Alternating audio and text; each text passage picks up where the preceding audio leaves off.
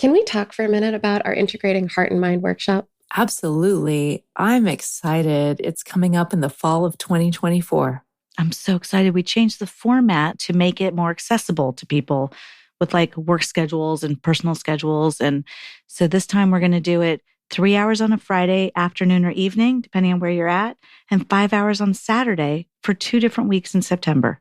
Yeah, it's so great. Like if you're finding yourself stuck in like sticky bad patterns or having communication issues or something like that, or if you want to just like get closer and trust yourself or your partner more, this is the workshop for you. Yeah, and individuals are welcome, couples are welcome. If you're interested in really thinking through how to serve yourself well inside of your relationships, then we've built a workshop that will support you in finding the ways that are just right for you. To sign up, head over to our website at whydoesmypartner.com/events.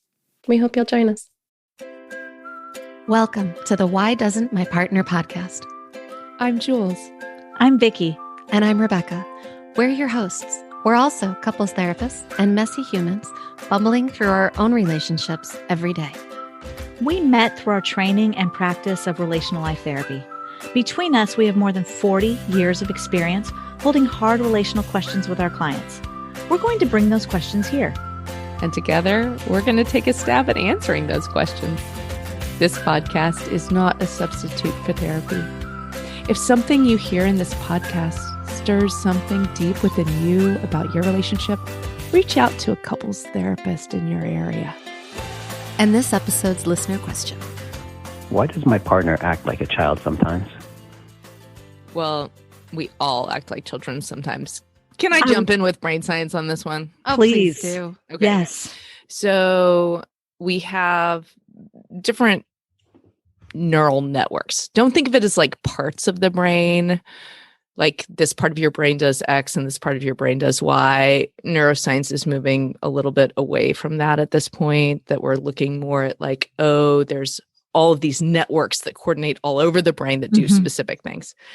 But when we feel in danger or when our resources are low, we're more likely to flip into behaviors and ways of moving through the world that were learned a really, really long time ago.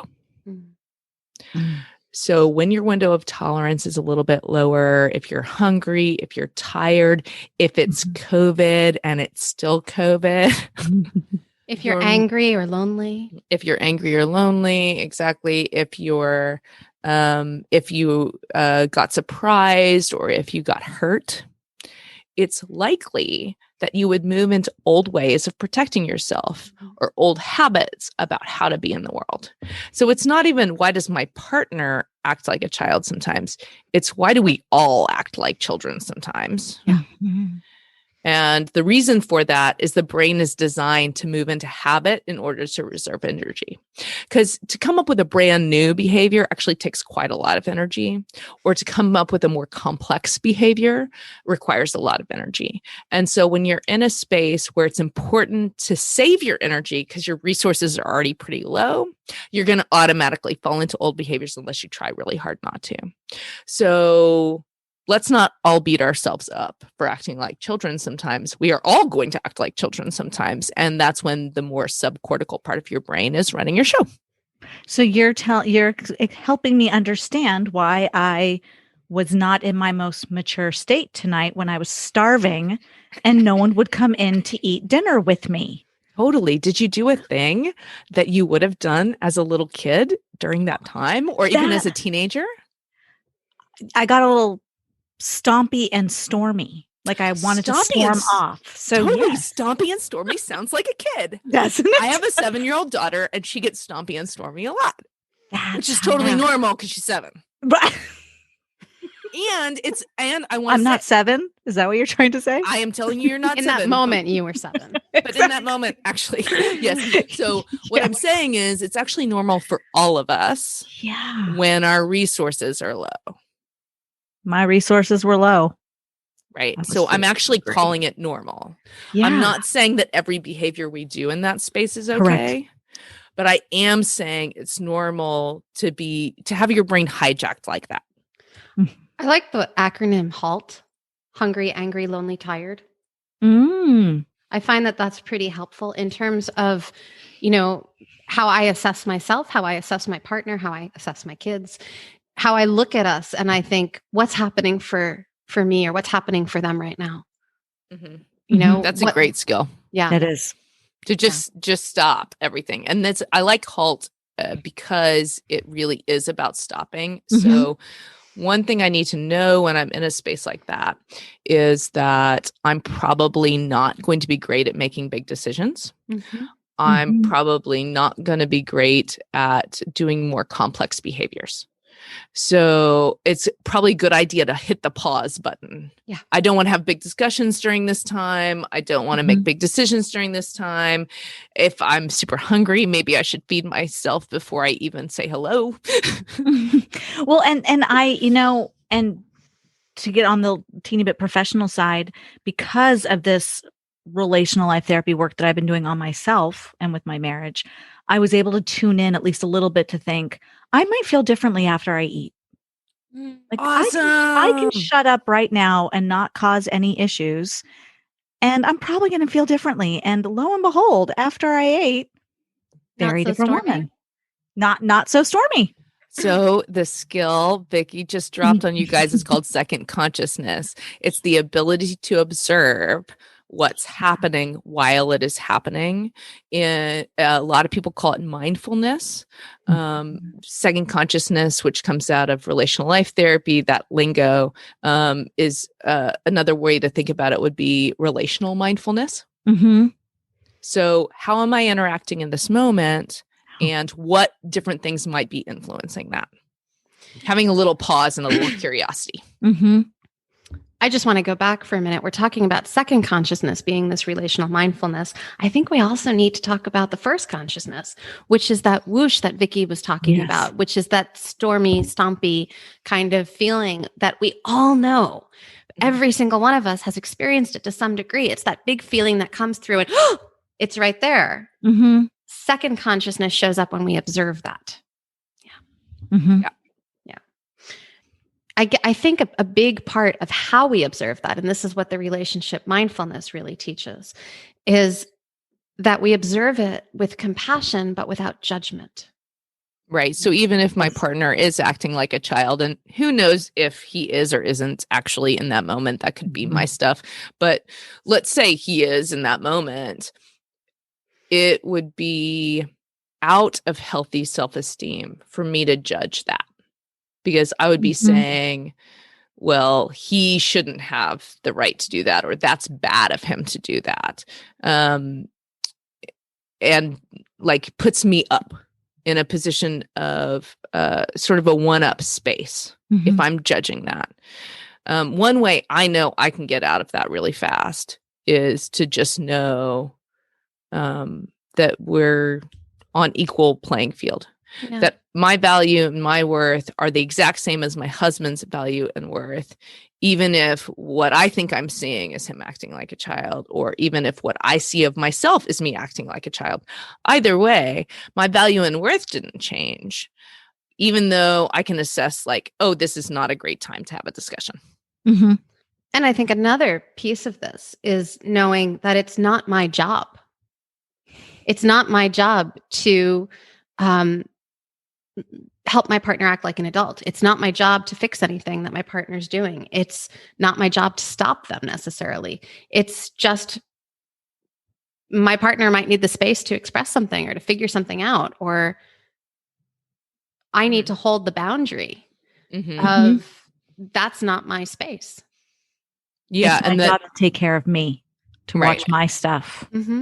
And them acting in a way I don't like, whether that's childlike or not, doesn't mean anything about me. No. Right. Yeah. Yeah. So it's not my role to fix it. If my partner asks me for help in that moment, I could check in with myself and see if I'm in a good space and have the resource to offer help. So I could Yeah, great. But I don't have to. And it's not my responsibility to manage their internal emotional state or whether they have an old part of their brain running their show.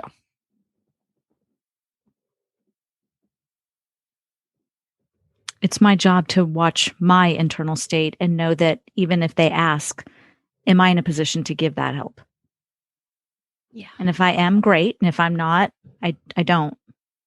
Right. And that's where that second consciousness comes in. Because one thing that happens is that your brain actually scans for safety and danger signals. I'm going to say this super slow. I'm going to say it twice because this is crazy information.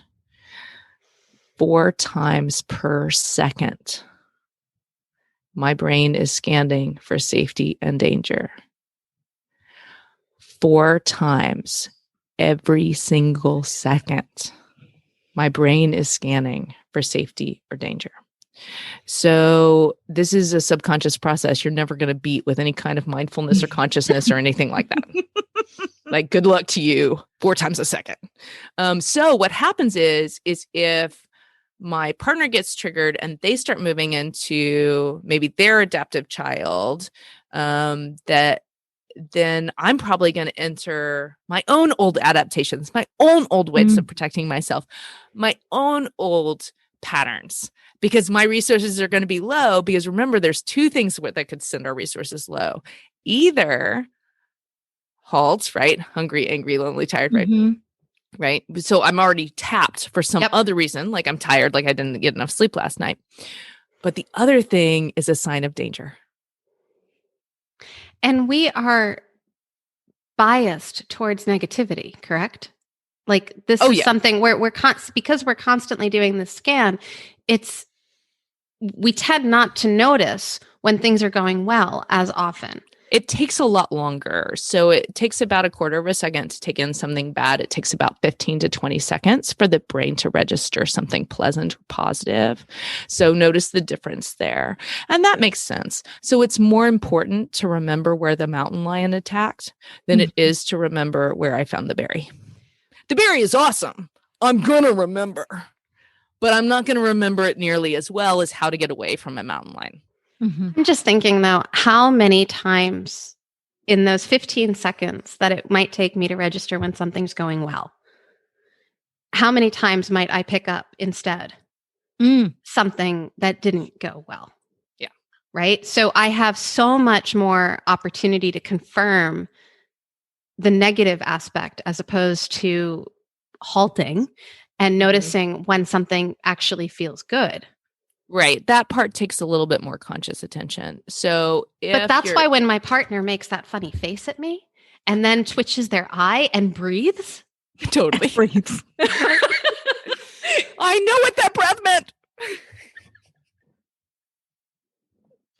Yes, exactly. So, what I do is if I am able to stay in more of a integrated mind state, let's say, because I'm going to flip really fast. So let's say my partner gets a little triggered and then I get a little triggered, but I'm able to breathe myself back down.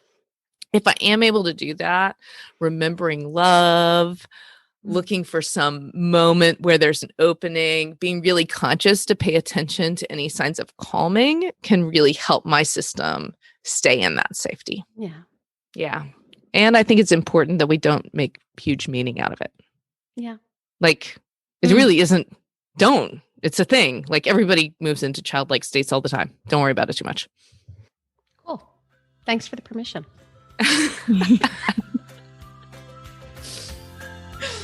All right. We'll be back next week with more episodes. See you later, guys. Bye-bye. That wraps up this week's episode. Join us again next week for another Why Does My Partner? We hope that you continue to listen wherever you get your audio and that you'll follow the show. To go deeper, join us at our bootcamp. You'll find the next date at whydoesmypartner.com.